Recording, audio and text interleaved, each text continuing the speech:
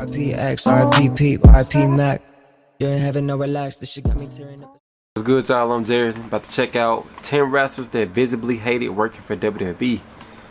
One wrestler in particular is CM Punk, who you could tell during his last maybe year with the company, he really didn't care no more. His appearance changed. He didn't really care about how he looked on camera.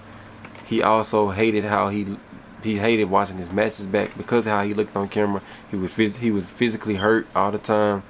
They kept putting him in high risk matches. So let's hop into this video and see who else hated WWE. I will always say that to sign for the WWE would be a special day. It's what most young wrestlers dream of doing, and if you do get there, hell yeah, you should be proud as punch. Sadly, even if you do make it to the big time, you can't always have the run you've been hoping for since you were a fetus. So here's 10 wrestlers that visibly hated working for WWE. Let's go. Number 10, EC3. You cannot blame Ethan Carter III. What's that guy named? Matt Bennett is another guy. WWE never gave him a chance. It was all well and good when he was in NXT, as he was allowed to show off his character work and promos. But it was for that reason everybody thought he should be moved to Raw or SmackDown, because surely he'd fit in better still. He was born and bred for sports entertainment. Instead, when he did make the jump, he was essentially used as cannon fodder for departing Dean Ambrose before being told from now on he was going to be the 2019 narcissist. Just go flex in a mirror. By the time he was fighting for the 24/7 title and being murdered by Braun Strowman, you could just see it on his face. He wasn't having fun. And who could blame him?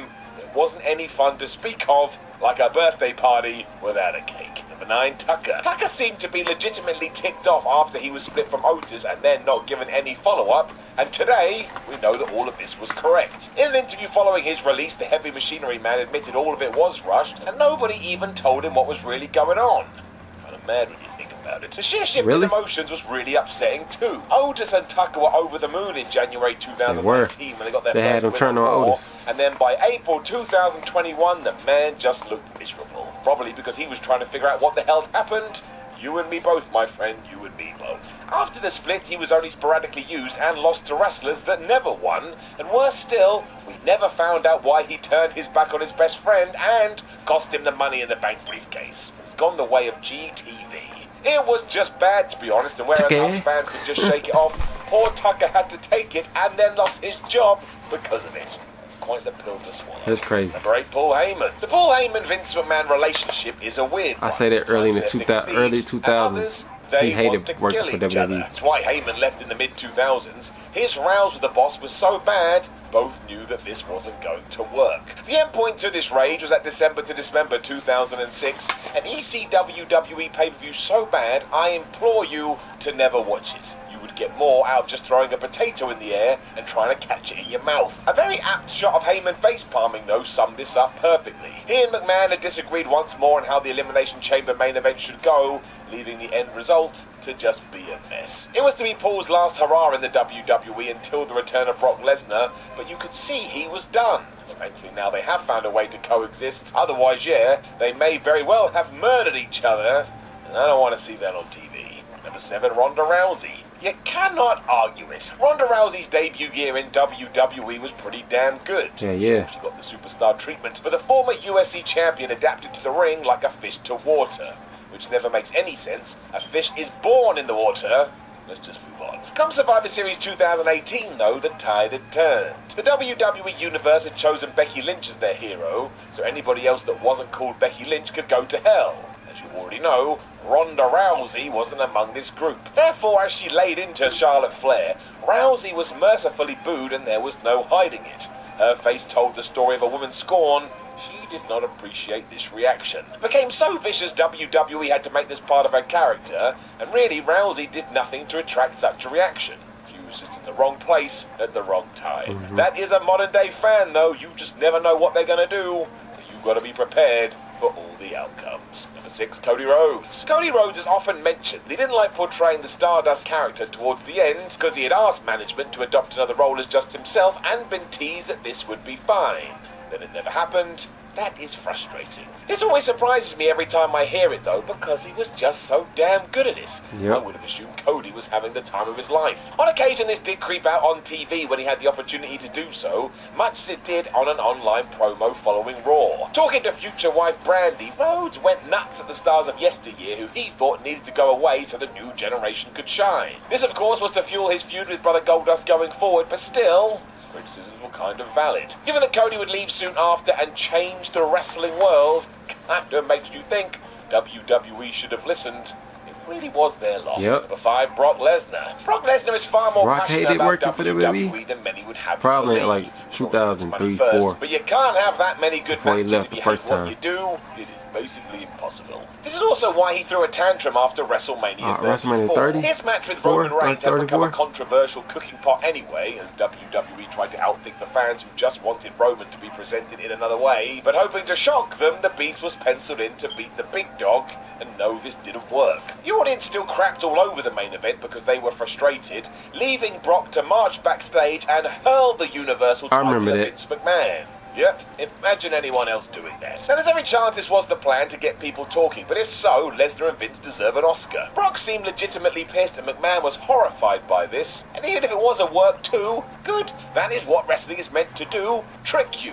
I never understand why people get upset about this stuff. It's literally the reason we watch. Number 4, It Goldberg. This was classic WWE 2003, 4. madness. Despite He hated Goldberg being one of the biggest wrestling stars ever for what he did in WCW, Goldberg hated how Vince McMahon decided his character was better, more for so kids. put Bill At that to time, the it was opposite when he WWE debuted was in strictly for adults. 2003. He had to wear a gold wig and a backstage So he ain't stick like with all that. Goldust And and work that long part too. matches, which everybody knew wasn't his forte. Yep. I get needing to appeal to your audience, but Goldberg transcended all of that. Any fans just wanted to see him wreck guys for a few months, go away, come back, and then wreck a few more guys. They couldn't possibly allow a WCW champion to be so dominant, though, which just wore Goldberg out. Before the end of the first year, he was clearly fed up, which was made worse because the office was fed up too, so this was just sadness all around. It's why in 2004 some people predicted that Bill would never come back to the WWE, but we know how that goes. Time heals all wounds in wrestling, and surprise, surprise, when he did return in 2016 and was allowed to be this bulldozing monster,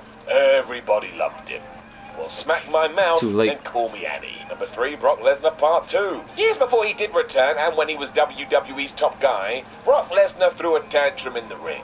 It was WrestleMania 20, and word had leaked that the next big thing was taking off for good, and the New York fan base was not happy about that at all. Throw in that they also knew that Goldberg was going, and that these monsters were fighting.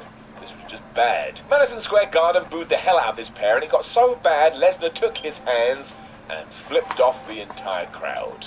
I don't think he was doing any character. The whole match is a bust too, as both guys decided they can't be bothered. And if it wasn't for Stone Cold Steve Austin being the special guest referee, there would be no redeeming features to this. Word is even Shane McMahon was in the crowd cheering along. That doesn't sound like the best idea. It would kind of help Brock in 2012 when he did come back, as he made this flub you attitude part of his persona, but at the time, this was an absolute nightmare. Number 2, Gail Kim. Gail Kim is one of the best women wrestlers Gail ever. Kim wasn't and allowed to WWE wrestle had how no she clue. wanted to It didn't wrestle in help that she WWE. was in and around the company when it just She wasn't wanted interested actual in allowing their female talent lengthy to wrestle. matches. And that is mind-boggling.